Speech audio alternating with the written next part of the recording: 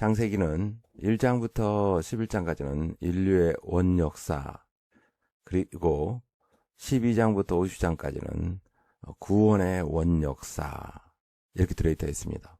그래서 1장부터 11장 결론적으로 보면 타락한 인간이 창조주 하나님, 주인된 하나님 그 주권을 거부하고 하나님의 사랑을 배신하고 여러 민족, 여러 국가를 형성하며 타락한 채로 흩어져 사탄에게 종로로 하게 되게 되고 죽을 수밖에 없는 그들의 영혼육인데, 하나님께서 그들을 구원하시기 위해서 아브라함을 선택하고 그의 후손을 통한 구원의 모범된 국가를 이제 만드시려 합니다. 아브라함을 선택한 이유가 지난 시간에 우리 11장에서 이제 족보를 통해서 보여주셨는데요. 셈의 후손 중 다른 자녀들은, 후손들은 다 국가를 이루었습니다. 그런데 가장 약하고 국가를 이룰 수 없는 그 아르박삿 후손들, 그들을 이제 통해서 그들의 후손 통해 모범된 국가를 이루기 위하여 가장 하나님을 경외하는 아브라함을 시작점으로 삼습니다. 그래요. 아브라함과, 절치면 아브람이죠. 아브라함이 아니고 아브라함에게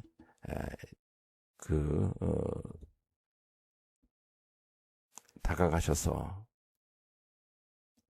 주님의 계획을 말씀해 줄 때 그가 믿음을 가지고 하나님을 신뢰합니다. 또 의지합니다. 자, 그 믿음의 역사가 이제 시작되는데, 지난 시간에는 그가 가뭄이 들어서 이집트에 잠시 머무르죠. 그때 하나님께 또 보호하셔서 가나안 땅으로 되돌아가게 하십니다. 13장이 바로 이제 아브라함이 다시 시작하는 부분인데요. 1절, 아브라함은 이집트를 떠나서 네겝으로 올라갔다. 그는 아내를 데리고서 모든 소유를 가지고 이집트를 떠났다. 조카 롯도 그와 함께 갔다. 아브라함은 집짐승과 은과 금이 많은 큰 부자가 되었다. 이집트에서 많은 금과 은을 가지고 온 것 같지는 않죠. 네겝에 와서 살면서 집짐승, 은과 금이 이제 많아졌다, 이렇게 볼 수 있죠. 3절, 그는 네겝에서는 얼마 살지 않고 그곳을 떠나 이곳 저곳으로 떠돌아다니다가 베델 부근에 이르렀다. 그곳은 베델과 아이 사이에 있는 예전에 장막을 치고 살던 곳이다. 그것은 그가 처음으로 제단을 쌓은 곳이다. 거기에서 아브라함은 주님의 이름을 부르며 예배를 드렸다. 물론 앞에서도 예배 드렸습니다. 그 세겜 땅에서. 여기는 이제 이집트에서 갔다 와서 정착하면서 여기 예배란 뜻은 정기적으로 하나님께 경배하는 그런 일을 정확하게 이제 다시 정했다. 이게 이제 베델과 아이 사이에서 그런 일을 계속했다.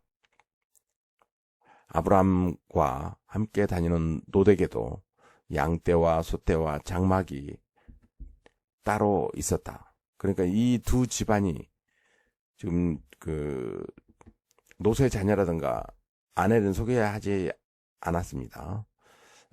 그런데 이제 노소의 아내도 있고 또 두 딸이 있습니다. 같이 살면서 또 굉장히 많이 불어난 것 같죠? 그런 상황에 6절. 그러나 그 땅은 그들이 함께 머물기에는 좁았다. 그들은 재산이 너무 많아서 그 땅에서 함께 머물 수가 없었다. 그러니까 롯도 그 가정을 이루고 자녀도 있고 또 종들도 또 가축들도 많다라는 뜻이 되겠죠. 또 아브라함 물론 많고요. 그래서 어떻게 보면 독립시키는 그 일을 이제 아브라함이 하는 거죠. 7절. 아브라함의 집짐승을 치는 목자들과 롯의 집짐승을 치는 목자들 사이에 다툼이 일어나곤 하였다. 그때 그 땅에는 가나안 사람들과 브리스 사람들도 살고 있었다. 그러니까 자칫 잘못하면 자녀들만 싸워도 이게 안 좋은데 이거 종들은 완전히 다른 입장이죠. 그런데 큰 눈으로 보면 그 소속된 그 종들이 어떻게 보면 두 집안이죠. 대표격이 될 수 있죠. 그럼 자칫 잘못하면 이게 그 삼촌과 조카 사이에 싸움이 되잖아요. 그 동네 사람들 보기에 그 주민들 보기에 안 좋더라 이런 거죠. 그래서 8절. 아브라함이 롯에게 말하였다. 너와 나 사이에 그리고 너의 목자들과 나의 목자들 사이에 어떠한 다툼도 있어서는 안 된다. 우리는 한 핏줄이 아니냐.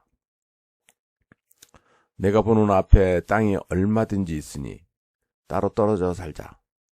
내가 왼쪽으로 가면 나는 오른쪽으로 가고 내가 오른쪽으로 가면 나는 왼쪽으로 가겠다. 그러니까 롯 그 가정이 가장 먼저 선택을 해라.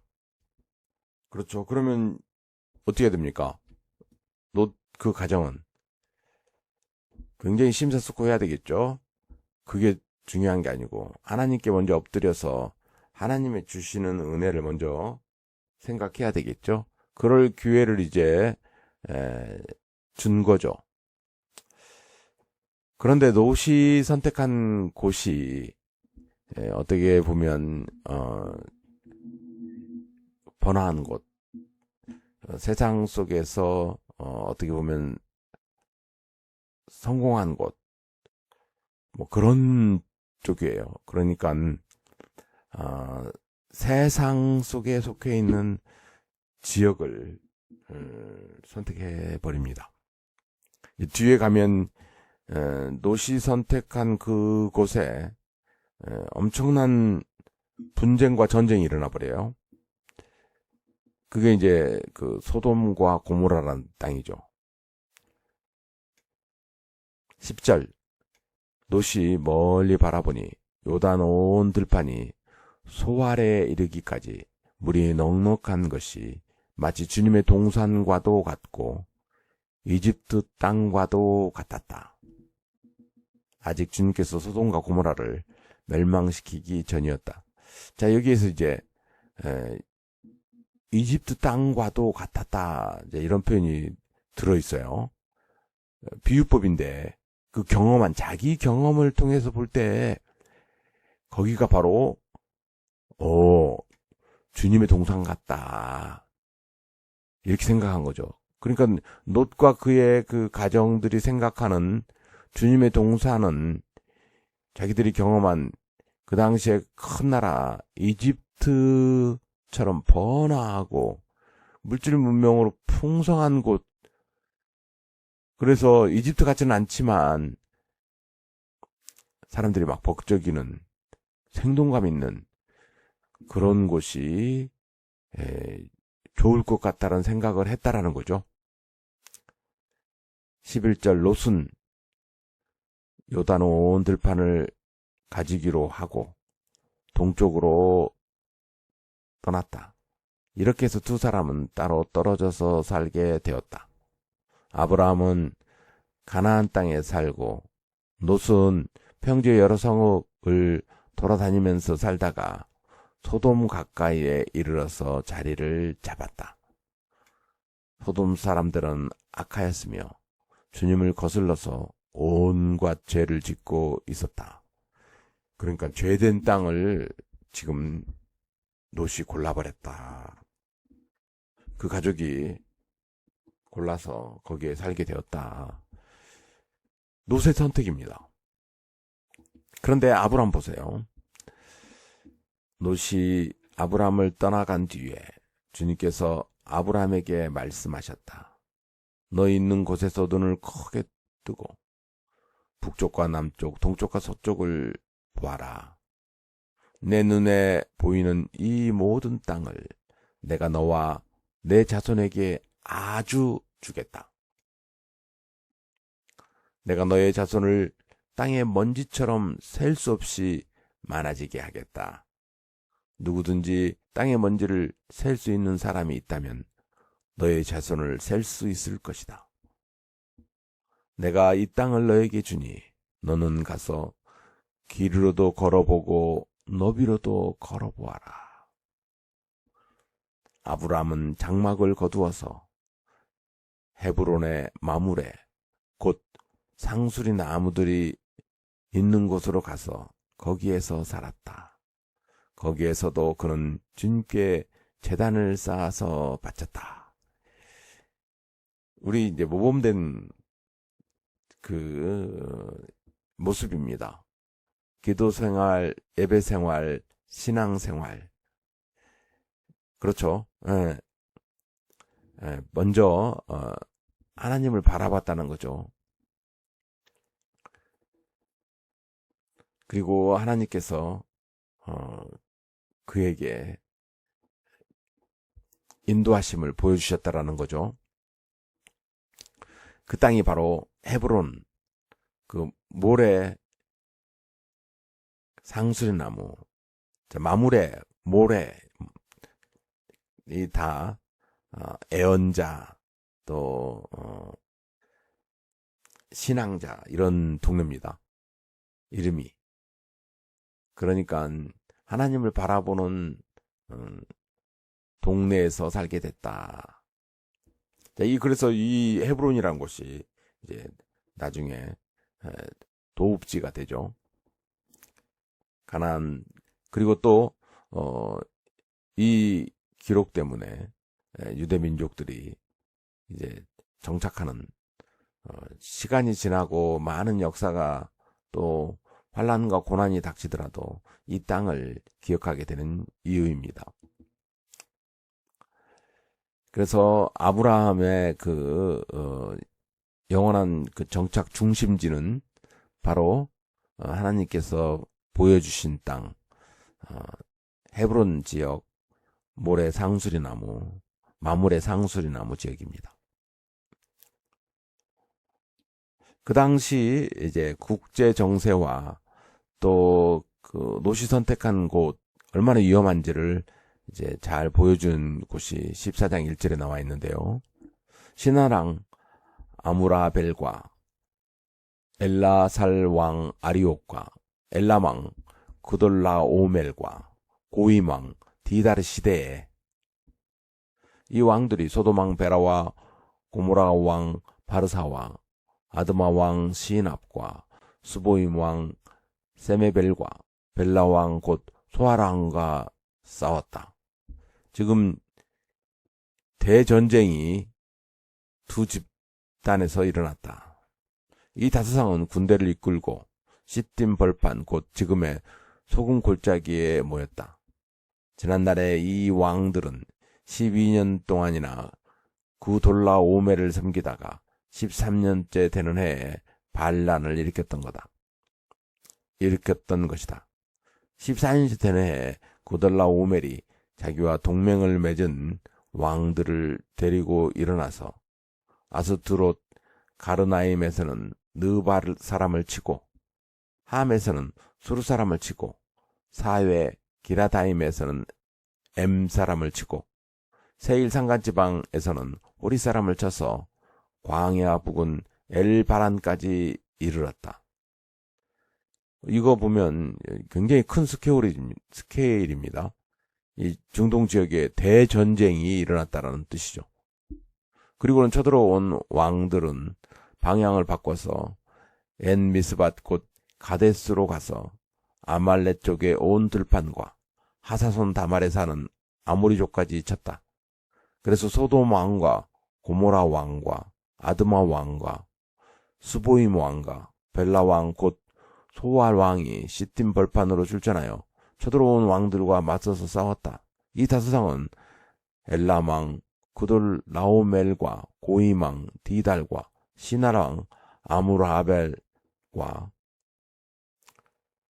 엘라살 왕 아리옥 이 네 왕을 맞서서 싸웠다. 그러니까 다섯 왕이 그 네 왕 그 대제국 연합군 막 해봤자 안 되겠죠. 시팀 벌판은 온통 적정수렁으로 가득 찼는데 소돔 왕과 고모라 왕이 달아날 때 그들의 군인들 가운데 일부는 그런 수렁에 빠지고 나머지는 산간 지방으로 달아났다. 그래서 이 작은 나라, 이 지금 중요한 게 소돔과 고모라죠. 그리고 거기에 들어있는 롯이죠. 그래서 어쩔 수 없이 그 대연합군 거기에 롯이 살고 있는 이 동네가 그렇죠. 공격받고 질 수밖에 없는 그런 위치에 처하게 됐다. 11절 그래서 쳐들어온 내 왕은 소돔과 고모라에 있는 모든 재물과 먹거리를 빼앗았다. 아브라함의 조카 롯도 소돔에 살고 있었는데 그들은 롯까지 사로잡아가고 그의 재산까지 빼앗았다.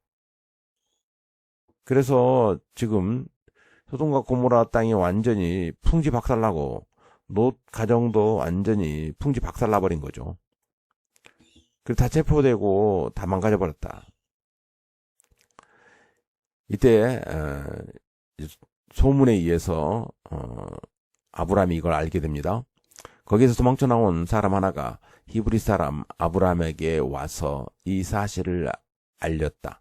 자, 이때 이제 처음 나오는 용어가 히브리 사람, 강 건너온 사람 이런 뜻입니다. 히브리 사람이. 그래서 이 강이 이제 어떤 강이냐? 저 이제 그 유프라데스 강이 있죠. 거기에서 온 사람이다. 그러니까 유프라데스 댁, 우리 말하면 뭐 서울댁, 부산댁 하듯이 전라도는 떡 그럽니다. 부산떡 뭐 이렇게 댁이라는 뜻이에요. 사람이라는 뜻이죠. 히브리 사람 이때 좋은 그 용어입니다. 그래서 순진하고 어떻게 보면 하나님만 의지하는 그런 민족이 왔다 이런 뜻이죠. 자기들하고는 구별되는. 근데 그 중에 하나 롯이 이제 체포됐다라는 뜻이죠. 이걸 전한 거죠. 히브리 사람 아브라함에게 와서 이 사실을 알렸다. 그때 아브라함은 아모리 사람 마므레의 땅 상수리 나무들이 살고 있는 곳에서 살고 있었다. 마므레는 에수골과는 형제 사이이고 아넬과도 형제 사이이다. 이들은 아브라함과 동맹을 맺은 사람들이다. 아브라함은 자기 조카가 사로잡혀갔다는 말을 듣고 집에서 낳아 훈련시킨 사병 318명을 데리고 단까지 쫓아갔다. 그날 밤에 그는 자기의 사병들을 몇 회로 나누어서 공격하게 하였다. 그는 적들을 쳐 부수고 다마스쿠스 북쪽 호바까지 뒤쫓았다. 그는 모든 재물을 되찾고 그의 조카 롯과 롯의 재산도 되찾았으며 부녀자들과 다른 사람들까지 되찾았다. 여기 이제 부녀자의 롯의 아내 또 롯의 그 딸들 또 종들 다 여기에 이제 포함되어 있죠. 근데 이게 대단한 겁니다. 그 당시에 그 어떻게 보면 세계대전이나 마찬가지거든요. 그런데 318명 가지고 그들을 공격해가지고 이건 하나님 은혜가 엄청나게 크다. 하나님께 들어보시면 엄청나다. 이런 것을 이제 단적으로 이제 보여주는 이제 이야기죠. 사실상 보통 우리가 생각하는 그런 스케일이 아닌 겁니다. 이건 하나님께서 보여주신 기적이 이제 일어났다. 이걸 이제 담담하게 이제 기록한 거죠. 그래서 주 목적, 자기 혈육을 되찾았다. 이게 이제 유명한 이야기가 이제 여기에 이제 나오는데요. 이게 이제 그 멜기세덱 대제사장이 나타나서 하나님께서 하셨다라는 것을 분명하게 이제 말씀해 주십니다. 이게 17절 아브라함이 구돌라오멜과 그와 동맹을 맺은 왕들을 쳐 부수고 돌아온 뒤에 소돔 왕이 아브라함을 맞아서 사의 벌판 곧 왕의 벌판으로 나왔다. 자, 이게 이제 자기들은 이제 그 속국이 되기로 하고 이미 이제 끝나고 그냥 억울함을 달래고 있는데 아브라함이 엄청난 대승을 거느리고 왔으니 자기 지금 아브라함에게 경의를 표하고 뭐 해야 되죠? 감사뿐만이 아니죠. 이건 아브라함 뭐 밑에서 살겠다 뭐 이런 뜻이죠. 친히 마주 나온다. 거기에 18절 그때 살렘 왕 멜기세덱은 빵과 포도주를 가지고 나왔다. 그는 가장 높으신 하나님의 제사장이다. 그러니까 여기 앞에서 소개된 적이 없습니다. 이 살렘이라는 게요, 나라가 아니고요. 이게 살렘, 평화라는 뜻입니다. 그러니까 평화를 주는 멜기세덱, 하나님의 제사장이라는 것. 19절 그는 아브라함에게 복을 빌어주었다. 천지의 주제, 가장 높으신 하나님, 아브라함에게 복을 내려 주십시오. 축복하죠. 20절 아브라함은 들으시오. 그대는 원수들을 그대의 손에 넘겨주신 가장 높으신 하나님을 찬양하시오. 자, 그래서 우리가 지금 여기서 보면 아브라함을 부르신 하나님, 그리고 하나님의 계획을 알려주시자. 그래서 아브라함이 바로 그 하나님의 계획인 창세전에 계획된 교회를 세우시겠다라는 그런 그 계획을 아브라함에게 알려준 거죠. 먼지처럼 많아지고 하나님의 형상이 회복된 하나님의 종들, 그걸 이제 이야기해 줬다라는 거죠. 예수님도 그렇게 말씀하셨습니다. 그렇게 많아지는 그런 계획들을 가지고 계셨는데 그때 자기는 그걸 믿었는데 자기 후손들이 그걸 하지 못했다. 그래서 예수님이 오셔서 그걸 하시자 아브라함이 너무 기뻐했다. 감사했다. 그런 이야기를 하시죠. 예수님께서 하신 말씀이십니다. 그 아브라함을 하나님께서는 지금 끝까지 돌보시고 계시다는 것을 이야기해 주고 있죠. 그럼 이때 주위에 있는 사람들이 다 하나님의 그 은혜를 또 하나님을 찬양하고 가장 중요한 거 있죠. 여기서 롯과 그의 가족들이 아브라함을 통하여 하나님을 똑바로 바라보고 하나님께 충성하는 그런 삶을 살아야 되겠죠. 자, 여기 이제 그걸 잘 봐야 됩니다. 20절 아브라함은 들으시오. 그대는 원수들을 그대의 손에 넘겨주신 가장 높으신 하나님을 찬양하시오. 아브라함은 가지고 있는 모든 것에서 열의 하나를 멜기세덱에게 주었다. 자, 이때 이제 생긴 전통이 바로 10의 1조입니다.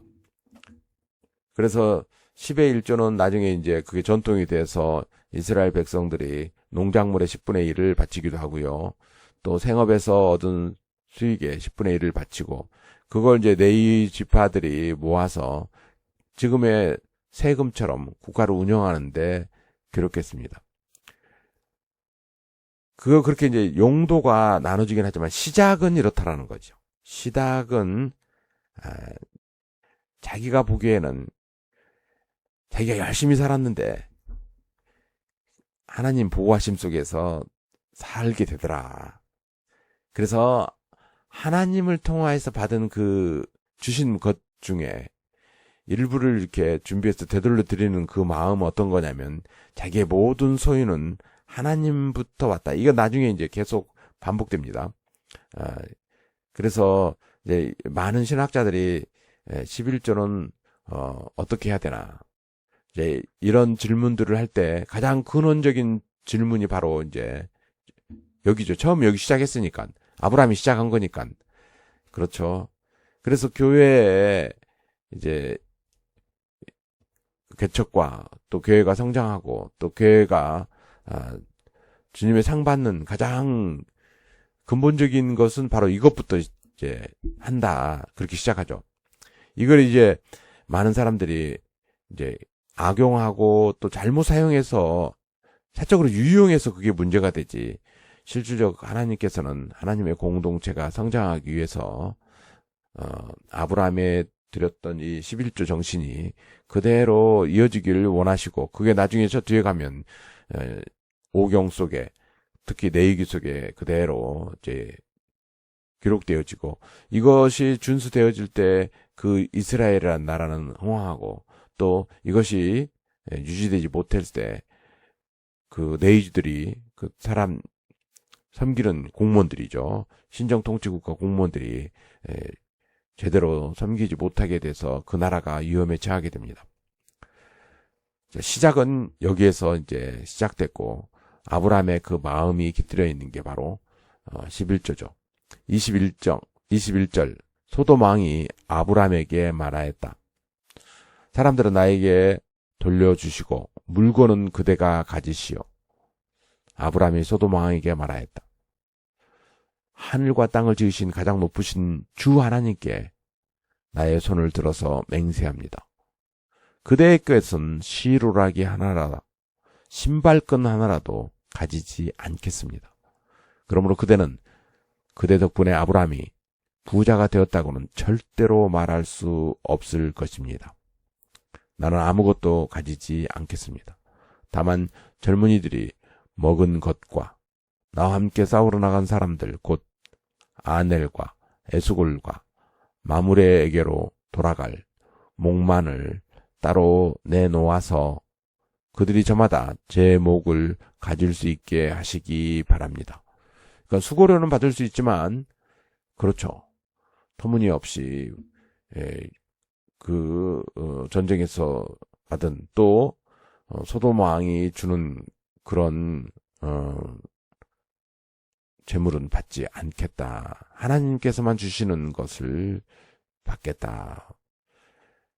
정직함이죠. 또 하나님께서 주시는 것이 자기는 풍성하니까 더 이상 욕심내지 않겠다. 이런 정신으로 살아야 됩니다. 신앙인들은. 이런 것을 보일 때, 이런 마음의 표현을 할 때, 또 이런 하나님만 의지하는 전쟁, 또 거기에 승리를 하고, 또, 멜기세덱의 또 축복도 받고, 또 하나님 앞에서 정직함을 표현하는 그때, 15장 1절, 이런 일들이 일어난 뒤에 주님께서 환상 가운데 아브라함에게 말씀하셨다. 아브라함아, 두려워하지 말아라. 나는 너의 방패다. 내가 받을 보상이 매우 크다. 아브라함이 여쭈었습니다. 아브라함이 여쭈었다. 주 나의 하나님. 이게 이제 주 여호와 하나님. 주님께서는 저에게 무엇을 주시렵니까? 저에게는 자식이 아직 없습니다. 저의 재산을 상속받을 자식이라고는 다마스쿠스 녀석 엘리에셀 뿐입니다. 이 엘리에셀이 이제 기억해야 됩니다. 굉장히 충성스러워요. 그래서 아브라함이 사랑할 만큼 충성스럽죠. 나중에 이제 그 아브라함의 독생자 이삭의 그 아내를 선택하는데 이제 역할을 하는 게 바로 엘리에셀입니다. 그만큼 충성스럽다는 거예요. 그래서 이제 어떻게 보면 상속자가 되게 하려는 거죠. 그 하나님께 이야기합니다. 3절. 주님께서 저에게 자식을 주지 않으셨으니 이제 저희 집에 있는 이 종이 저의 상속자가 될 것입니다. 아브라함이 이렇게 말씀드리니 주님께서 그에게 말씀하셨다. 그 아이는 너의 상속자가 아니다. 너의 몸에서 태어날 아들이 너의 상속자가 될 것이다. 주님께서 아브람을 데리고 바깥으로 나가서 말씀하셨다. 하늘을 쳐다보아라. 내가 셀 수 있거든 저 별들을 세어보아라. 그리고는 주님께서 아브람에게 말씀하셨다. 너의 자손이 저 별처럼 많아질 것이다. 이게 창세전에 개혁한 하나님의 교회죠, 이게. 그래서 하나님을 경외한 사람이 하나님의 계획, 이 계획을 믿고 신뢰하고 의지하면서 나가는, 충성하는, 그게 바로 믿음이죠. 예수님께서 오셔서 아브라함이 그 일을 하려 했다 그러셨죠. 그래서 충성을 했는데 그 후손들이 잘 못했죠. 또 예수님 오셔서 했으면 예수님한테 배우고 또 그걸 엎드려서 받아들이고 또 더 충성을 하는데 그걸 또 못하죠. 그래 12 사도들이 복음을 증거하면서 그 일을 하게 되며 그 창세전에 하나님께서 계획했던 일이 지금은 땅끝까지 계속 번져가고 있습니다. 여러분이나 그 별들 중 하나이죠. 아브라함이 주님을 믿는다는 건 바로 이런 겁니다. 하나님을 경외하는 아브라함이 하나님이 계획, 그렇죠. 보여주신 그 환상, 그 하나님 계획이란 걸 믿으니, 신뢰하고 따라가니, 주님께서는 아브라함의 그런 믿음을 의로 여기셨다. 저 의가 여기서 나옵니다. 하나님의 계획을 신뢰하고 의지한다. 하나님이 아브라함에게 말씀하셨다. 나는 주다.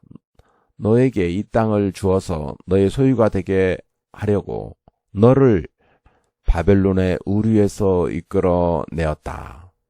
자, 그래서 하나님의 그 교회, 그건 바로 아브라함의 믿음의 조상이 되어서 하나님께서 보여주는 환상에 따라 되어지는 그 나라. 그런데 거기에서 이끌어낼 때, 이게 이제 이끌어내다. 이게 이제 교회가 바로 이겁니다. 세상 속에 에클레시아라는 게 이제 교회의 원명인데, 이게 이제 밖으로 빼내다. 이런 뜻이거든요. 그러니까 하나님을 반대하는 바벨론 국가, 그 최고 번성하고 있는 그 우르 땅에서 하나님께서 불러냈다. 이런 뜻이죠. 그래서 교회 이름이 바로 여기서 나옵니다. 이끌어내셨다. 이게 계시록까지 가는 거예요. 그래서 바벨론 하면 이제 이런 것. 이스라엘 공동체가 바벨론에 느부갓네살 왕에게 망해버리잖아요. 근데 거기서 이끌어낸 사람들이 있죠. 포로들. 그들을 또 교육시켜가지고, 성전을 회복시키면서 온 세상에 번져나가게 하죠. 그렇죠. 노아의 세 자녀를 통하여서 세상을 한 것처럼, 그렇죠. 또 그 포로들을 통하여서 종들을 벌써 에집트에 불러낸 것처럼, 바벨론에서 불러낸 것처럼, 그렇죠. 온 땅에 하나님의 계획을 번지게 하는